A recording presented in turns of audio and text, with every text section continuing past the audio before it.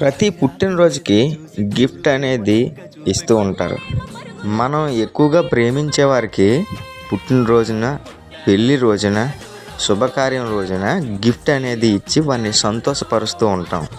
అలాగే దేవుడు కూడా మనల్ని చూసి మనం సంతోషపరచాలని మన కోసం ఆయన్నే మనకు గిఫ్ట్గా ఇచ్చాడు. ఎలాగో తెలుసా?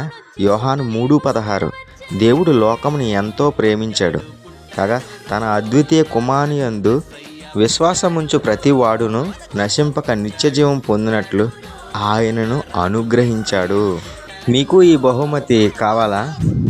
అయితే నా హృదయంలోకి యేసుప్రభువా నీవుంటే మా జీవితంలో మాకు ప్రతిరోజు క్రిస్మస్సే యేసయ్య. ఈ క్రిస్మస్ అందరితో సంతోషంగా జరుపుకోవడానికి నీవు రా యేసయ్య.